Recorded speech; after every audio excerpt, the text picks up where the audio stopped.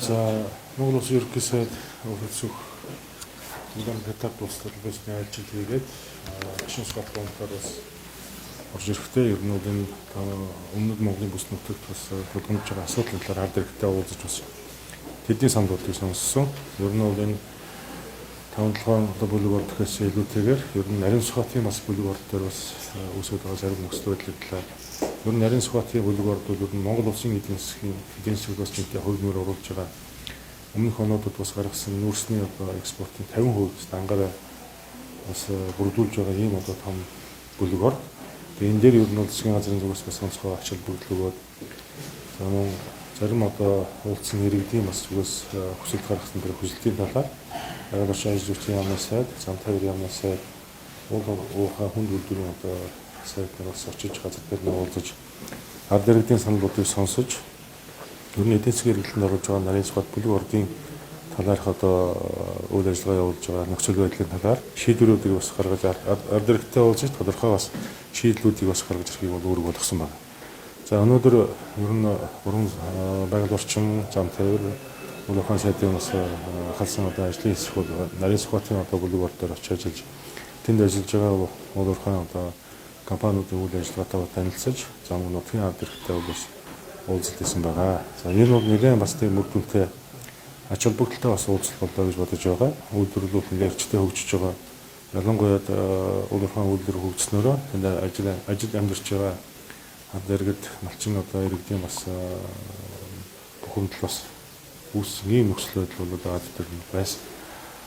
Мөн үйлдвэрлэл явуулж байгаа аж ахуйн нэгжүүд үнэхээр яг бүтээн байгуулалтыг боддоор нь хийж байгаа баялагийг бүтээж байгаа. За дээрэс нь бас энэ орон нутгийг бас дэмжиж за яг зохистой үйлдвэрлэлийг бас хийж хэрэгжүүлэх тал дээр санаачлах гаргаад мөн баяжуулах үйлдвэрийг тухайн гаргаж байгаа баялаг дээр суурлаад яг зохистой үн цэнтэй болох хэсэг дээр нь бол баяжуулах үйлдвэрээ бариад түүнээсээ гарсан бүтээгдэхүүнээ нэмэлт түвшингээгээд үлээрэн талд улсын талд бас борлуулж ер нь орлогын хэмжээг бас нэмэгдүүлэх ийм алхмуудыг бас хийж эхэлж байгаа нь бас зөв зүйтэй алхам болж байна гэж би бодож байна. За зүгээр үйлдвэрлэлийн хэрэглээний устай холбоотой асуудал бас үүсээд энэ дээр ард иргэд бол ер нь газрын гүний усыг бас ашиглуулахгүй байх талаар бас нэгэн тийм эсэргүүцэл бас хөдөлгөөнүүд бас өрнөсөн байсан.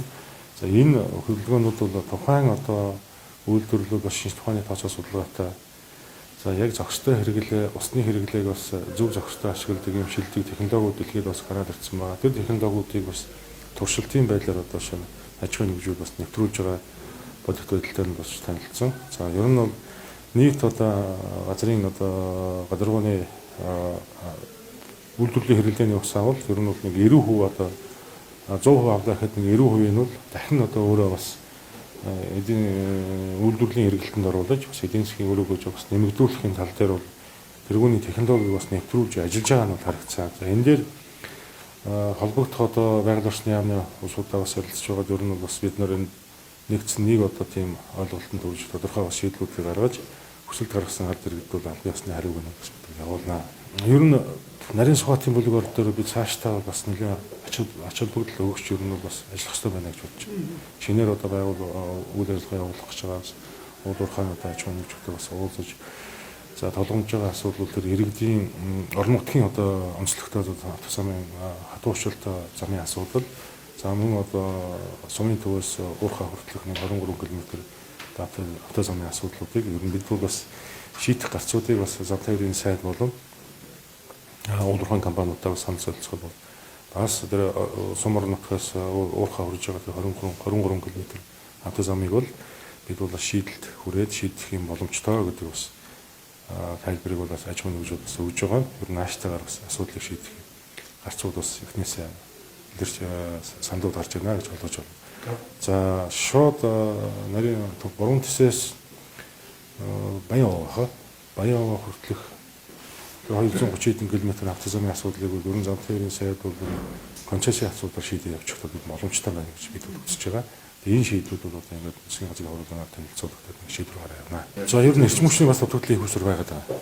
Энд бид нэр шин урдаас 35 кВт-ийн эрчим хүчний бага даацын шугам болон бүлээн металл дүүцсэн гэдэг эрчим хүчний төвийн шилжээнд таацаж энэ 3-ээс орчмын ард иргэд мөн үйлдвэрүүд хэрэгцээг хангаж байгаа.